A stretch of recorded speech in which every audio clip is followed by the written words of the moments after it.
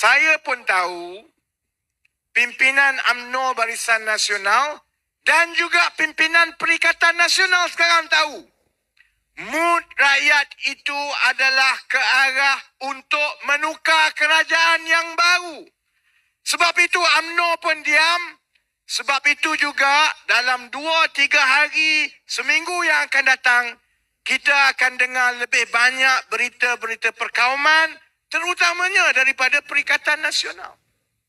Sebab Perikatan Nasional sekarang ada masalah besar. Kekuatan Perikatan Nasional hanyalah bergantung kepada undi Melayu, kepada PAS. Bersatu ada masalah di seluruh Malaysia, jumlah sokongan kepada Bersatu sebagai parti tak sampai 5% pun. PAS ada lebih kurang 12-13%, campur Bersatu 5%, paling tinggi dia boleh dapat dalam 18 ke 20% undi. Itu pun hanya daripada orang Melayu. Jadi bila dia bertanding 3 penjuru di seluruh Malaysia, dekat Johor, dekat Selangor, dekat Perak, dekat Negeri Sembilan, akhirnya pertembungan itu adalah di antara PH dengan BN. Bersatu ni dah jadi nombor 3, tempat last sekali. Yalah, last sekali tu saya rasa GTA lah. Tapi tak apalah, GTA tu kita tak payah sentuh lah kan. Dalam keadaan itu, dengan keadaan sekarang, Perikatan Nasional hanya ada potensi untuk menang antara 20 ke 25 kursi je. Seluruh Malaysia. Dan kebanyakan daripada kursi-kursi ini adalah di negeri Terengganu sebab PAS kuat di Terengganu. Di Kelantan sebab PAS kuat di Kelantan. Dan di beberapa tempat di Kedah dan juga di beberapa tempat sikit jadi Perak. Semua itu yang bertanding adalah kerusi PAS, bukan Bersatu. Lagi teruk daripada itu, di Kelantan dan di Terengganu, bila Perikatan Nasional bertanding di Kelantan, Terengganu dan juga di Kedah, tengok tak, dia tak pakai logo Perikatan Nasional. Dia pakai logo PAS. Maksudnya, Muhyiddin pun tahu, dalam keadaan sekarang, kalau Bersatu dapat 2-3 kursi pun, itu pun dah cukup baik. Tapi, lepas pilihan raya, secara rasmi di Parlimen, Perikatan Nasional, mungkin ada 3-4 kursi saja yang logo Perikatan Nasional, sebab semua kursi yang bertanding pakai logo PAS, dikira kerusi PAS. Jadi Muhyiddin dah fikir, sekarang PH nampak ke depan, mungkin 80-90.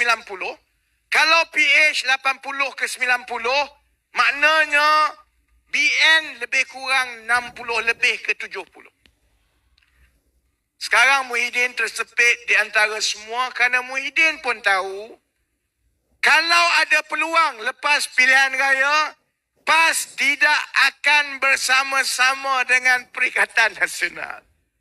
Kalau PAS dah menang sampai 18 kursi, 20 kursi atas logo bulan, bila nak bentuk kerajaan, PAS akan berkahwin balik dengan UMNO. Jadi sekarang, manusia yang paling malang adalah Tan Sri Muhyiddin Yassin.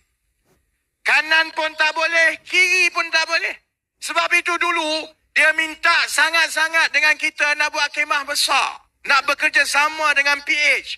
Sebab dia dah tahu dah dalam keadaan sokongan Melayu kepada Bersatu cukup rendah, dia bergantung kepada PAS. Tapi bila masuk pilihan raya PAS pakai logo PAS, lepas pilihan raya besar kemungkinan, maka PAS akan bergabung dengan UMNO. Saya sebut semua ini kepada yang hadir dekat Segamat, kepada kawan-kawan yang Melayu, Cina, India, kepada yang menonton di luar, supaya kita berfikir panjang bila terutamanya yang Melayu, bila kita nak dengar cerita perkauman daripada Perikatan Nasional. Bayangkan Bersatu dengan PAS, sekarang ini beritahu kepada orang Melayu seluruh Malaysia, jangan undi PH sebab ini ada Cina. Dia ada gerakan, bukan Cina tau, gerakan. Dalam PN ada gerakan. Tapi untuk orang PAS dan juga untuk orang UMNO, untuk orang Bersatu, gerakan tu bukan Cina. Dia muka saja Cina tapi dia Melayu macam saya.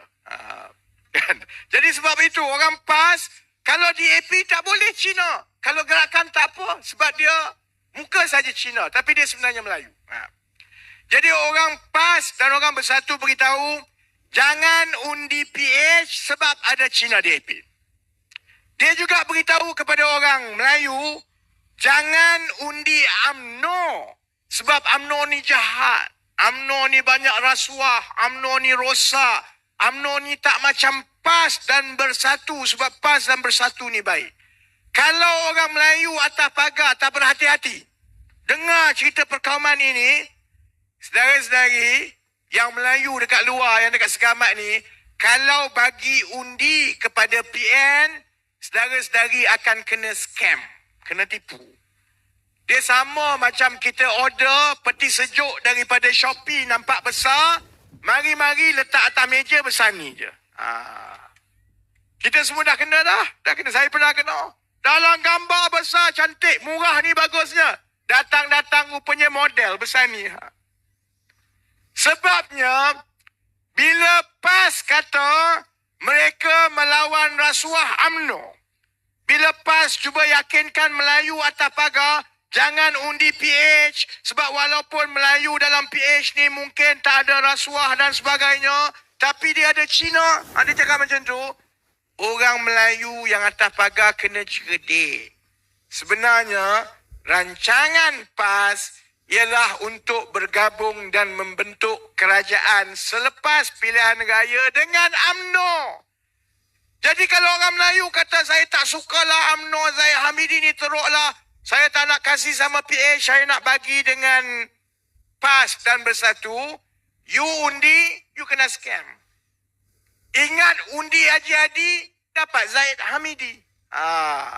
Jadi sebab itu pilihan raya ini cukup penting, terutamanya kepada pengundi-pengundi atas pagar semua kaum.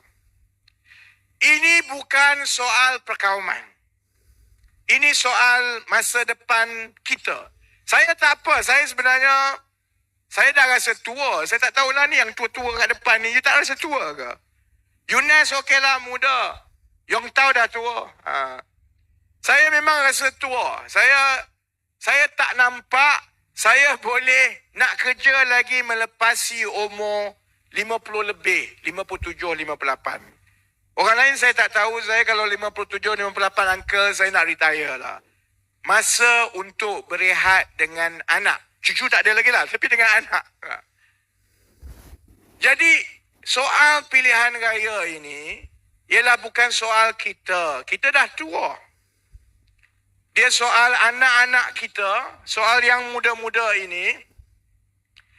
Dan kita nak bentuk balik negara kita supaya anak-anak yang muda yang cerdik, terutamanya dari kawasan luar bandar, daripada kawasan yang jauh sikit macam Segamat ini, supaya mereka ada peluang yang sama.